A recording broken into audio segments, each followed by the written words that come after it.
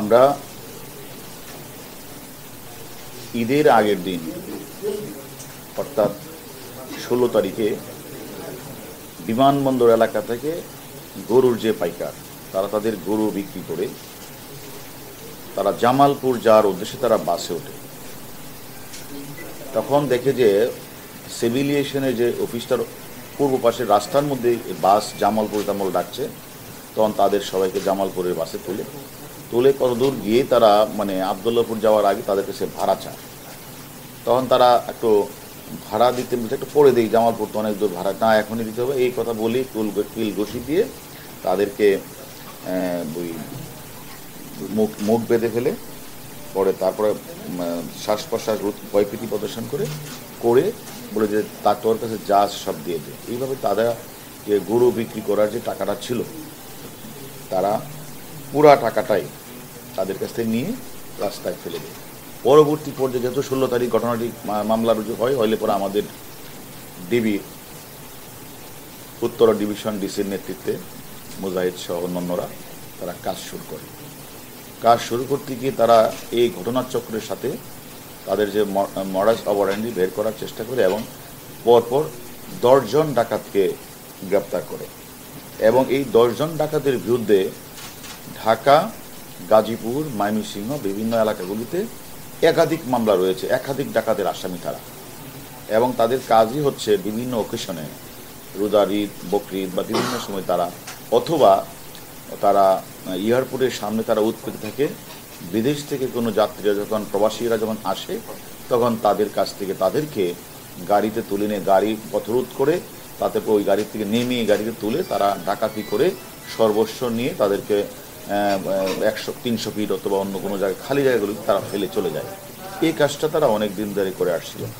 আমরা যে 10 জন ডাকাতকে আমরা গ্রেপ্তার করেছি তাদের কাছ থেকে বাস তো আমরা আসি লণ্ঠিত নগদ আমরা 7,14,000 টাকা উদ্ধার, 13টা মোবাইল ফোন, 2টা চাকু, প্লাস্টিকের রশি এগুলো আমরা পেয়েছি। এবং তারা তাদের স্বীকারোক্তিমূলক জবানবন্দিতে যেটা তারা আমাদের কাছে যে স্বীকারোক্তি দিয়েছেন সেখানে তারা বলেছেন তারা হলো প্রায়শই ঢাকা গাজীপুর রোডে তারা ডাকাতি করে থাকে এবং তাদের নেতৃত্বে দেয় হলো বাদল, তারেক, আরেকজন পলাতক আছে লিটন। এবং তারা ঈদুল আজহার অনুষ্ঠিত অস্থায়ী গরুর হাটে তাদের লোকজন থাকে এবং তারা দেখে পাইকাররা গরু বিক্রি করে কোন দিকে যায় সেখানেই তারা তাদেরকে বাসে তোলার চেষ্টা করে অথবা ঘরমুখী মানুষ যারা বাড়িতে যায় গেলে হয়তো তাদের বেতন বা বিভিন্ন কিছু নিয়ে তো বাড়িতে যায়, কোরবানি দেওয়ার জন্য যায়, সেখানে তারা তাদের কাছে সর্বস্ব ছিনিয়ে নেয়। এবং তারা আমাদের কাছে যেটা স্বীকার করেছেন তারা এই পর্যন্ত 200 থেকে 250 ডাকাতি তারা করেছেন। এবং বিশেষ করে এই ঈদকে ঘিরে তারা খিলক্ষেত, আবদুল্লাপুর, এয়ারপোর্ট, টঙ্গী এই জায়গাগুলি তারা 6 থেকে 7টা ডাকাতির ঘটনা তারা আমাদের কাছে স্বীকার করেছেন। এবং খিলক্ষেতের রাজুক মার্কেটের সামনে 4 জনকে তুলে তারা 5,90,000 টাকা 3টা মোবাইল ছিনিয়ে নিয়েছেন। ঈদুল আজহার 8 থেকে 10 দিন আগে এয়ারপোর্টের সামনে থেকে একজন প্রবাসীকে তুলে নিয়ে এটারও মামলা হয়েছে, তার কাছ থেকে রিয়েল নগদ সব তুলে নিয়েছেন। এবং টঙ্গী কলেজ থেকে এইরকম তারা ঈদের আগেই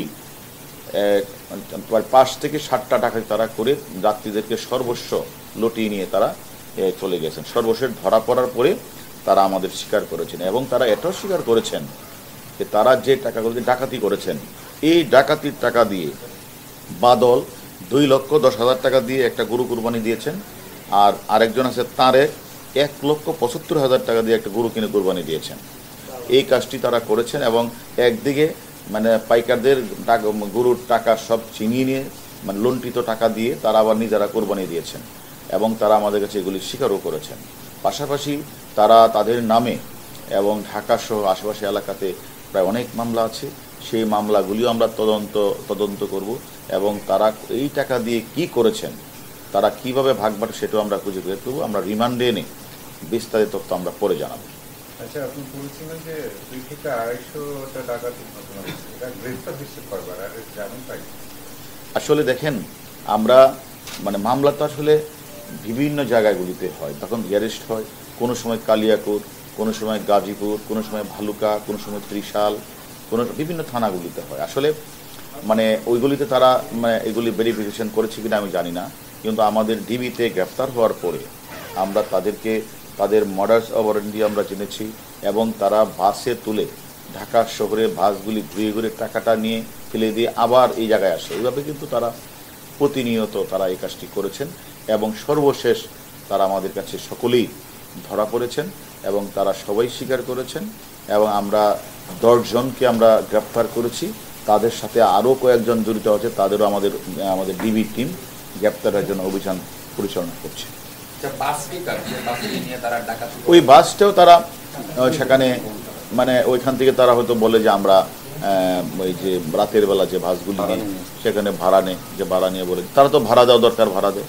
তাদেরও আমরা জিজ্ঞাসাবাদ করছি যে এইভাবে একটা বাসের মধ্যে বারবার চিৎকার ডাকাতির ঘটনা ঘটার পরেও আপনারা কেন ভাড়া দেন? আসলে এক এক দিন তো একটা গাড়ি নেই, প্রতিদিন যে একটা বাস ভাড়া করে তা না, এক এক দিন এক একটা বাস ভাড়া করে। এটা দিয়ে যাত্রী তুলে আর ঢাকা কোনো সময় বলে জামালপুর যাবে, আসলে জামালপুর না, ঢাকা শহরেই ইউটার্ন করে, অর্থাৎ আবদুল্লাপুর গিয়ে আবার ইউটার্ন করে, কোনো সময় টঙ্গী ইউটার্ন করে আবার এই পথে গিয়ে ওদেরকে এক জায়গায় নামিয়ে দিয়ে আবার আটটা জায়গায় চলে যায়। তাদের আবার সোর্স আছে বিভিন্ন জায়গায়, বিভিন্ন সময় বিভিন্ন জায়গাগুলিতে করে। আর যখন ঈদ না থাকে তখন তারা এয়ারপোর্টের দিকে থাকে, কারণ আপনারা যান প্রবাসী অনেক ভাইরা তারা বিদেশ থেকে বাংলাদেশে আসে, তারা অনেক মালপত্র নিয়ে আসে, এইগুলি তাদের নজর থাকে, এগুলি তারা ছিনিয়ে নিয়ে যায় এবং তারা সেগুলিও আমাদের স্বীকার করে। আমাদের দায়িত্বটা হচ্ছে আরও কারা ডাকাত ছিল তারা এবং তারা কি পরিমাণ মালামাল লুণ্ঠিত করেছেন এগুলি আমরা বের করি।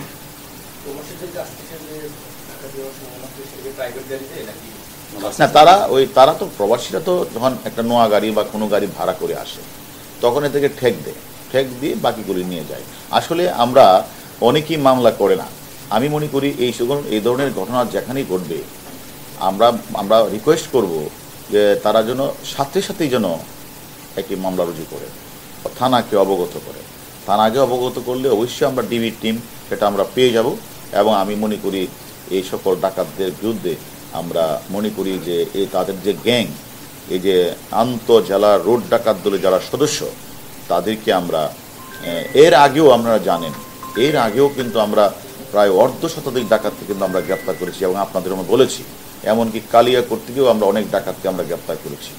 আমরা মনে করি আমাদের এই অভিযান অব্যাহত আছে। তবে আপনারা যে কথাটি বলছেন যে তারা বের হয়ে আসে, তা আসলে এটা তো আসলে আদালত থেকে কিভাবে জামিন পেয়ে বের হয়েছে এটা তো আসলে আমরা এই তথ্যের উত্তর আমরা দিতে পারবো না। ধন্যবাদ। আচ্ছা, আর এখন একটু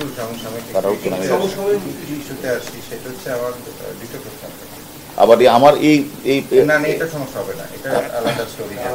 ওইটা বিষয়টা হচ্ছে যে আপনি জানেন আনার হত্যা মামলা ঝিনাইদহ জেলা আমাদের সাধারণ সাইকেল করে মিন্টুকে 8 দিনের রিমান্ডে দেন, কিন্তু আপনারা 4 দিন পরে পাঠিয়ে দেন। এটা নিয়ে নানান তর্ক বিতর্ক হচ্ছে, সেটা কোনো আইন ভঙ্গ হয়েছে কিনা এক। দ্বিতীয়ত হচ্ছে যে আমরা আদালত মারফত জানতে পারছি যে ওখানে 160 করে গ্যাসবাবু বলছে যে তার থেকে মিন্টু মোবাইল নিয়ে ছুঁড়ে ফেলে কোথাও ঝিলে বিলে বা পুকুরে। ওগুলো উদ্ধারে আপনারা কোনো তৎপরতা চালাবেন কিনা বা উদ্ধারের চেষ্টা করবেন কিনা? আসলে দেখেন, আমরা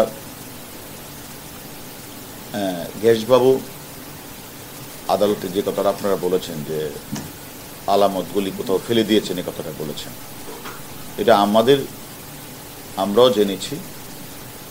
সে কারণে আমরা আদালতের কাছে ইতিমধ্যেই আমরা তাকে আরও অধিকত জিজ্ঞাসাবাদের জন্য আমরা তাকে একটা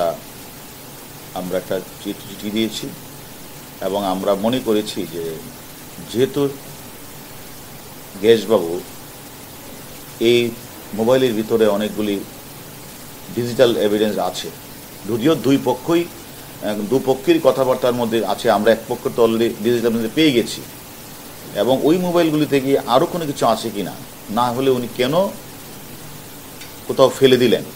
প্রথম বলেছিলেন যে উনি হারিয়ে ফেলেছেন, আদালতে আবার উনি বলেছেন যে এটা কোথাও ফেলে দিয়েছেন। আসলে সে কারণেই আমরা আদালতের কাছে চিঠি দিয়েছি যেন আমাদেরকে জিজ্ঞাসাবাদের জন্য আরও একটু দরকার, তাহলে তাকে আমরা সশরীরে আমরা ওই জায়গাগুলিতে নিয়ে আমরা ভিজিট করব এবং আলামতগুলি কোথায় ফেলেছেন সেখান থেকে আমরা বের করার চেষ্টা করব।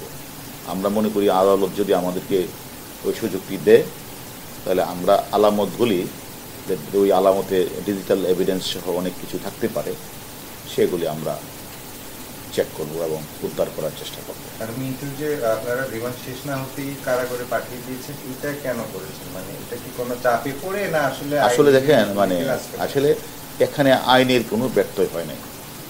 তদন্তকারী কর্মকর্তা কাউকে যখন জিজ্ঞাসাবাদ করে তখন সে তার স্যাটিসফ্যাকশনের উপরেই ডিপেন্ড করে। এখন একজন ব্যক্তিকে রিমান্ডে আনার পরে তদন্তকারী কর্মকর্তা যদি মনে করে তার যা যা জিজ্ঞাসাবাদ করা দরকার সেটা সে জিজ্ঞাসাবাদ করে যদি মনে করে যে তার আপাতত দৃষ্টিতে আর তার কোনো জিজ্ঞাসাবাদের প্রয়োজন নেই, সেক্ষেত্রে বিজ্ঞ আদালতের মাধ্যমে তাকে জেল হাজতে প্রেরণ করতে পারে। এটা আইনের কোনো ব্যত্যয় না। আবার আরও তথ্যপত্র কালেকশন করে তদন্তকারী কর্মকর্তা যদি মনে করে যে তাকে আরও কিছু জিজ্ঞাসাবাদ করা আমার প্রয়োজন, সেক্ষেত্রে তদন্তকারী কর্মকর্তা তাকে আবার এনে জিজ্ঞাসাবাদ করার সুযোগ পেতে পারে এবং সে সবসময় এই সুযোগটা পাবে। একটা বিষয় হচ্ছে যে মিন্টু গ্রেপ্তারের পর থেকে মনে হচ্ছে নানান ধরনের চাপ অনুভব হচ্ছে, কারণ আপনাদের তৎপরতা আমরা অনেকটা দেখেন, আমি একটা কথা নানান গণমাধ্যমে আমরা মনে করি যে আমরা এর আগেও আপনারা জানেন মতিঝিলের টিপু মার্ডার, কামবাঙ্গিরি চোরের শিল্পপতি হত্যা, ফারদিন হত্যাকাণ্ড সহ অনেক হত্যাকাণ্ডের ঘটনা কিন্তু ঢাকা শহরে ঘটেছে।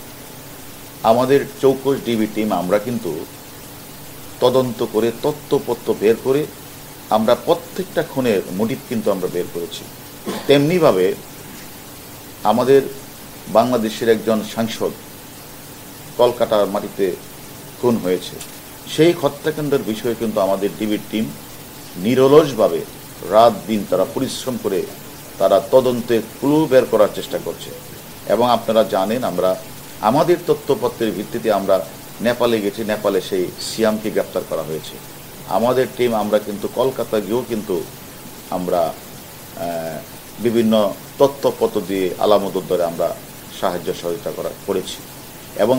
এবং ওই হত্যাকাণ্ডের যে মূল কিলার পূর্ব বাংলার কমিউনিস্ট নেতা শিমুল ভুইয়া সহ আরও অনেককে আমরা গ্রেপ্তার করছি। ইতিমধ্যে আদালতে 4 জন ব্যক্তি 164 করে বিজ্ঞ আদালতে ম্যাজিস্ট্রেটের সামনে তারা জবানবন্দি, স্বীকারোক্তিমূলক জবানবন্দি দিয়েছে।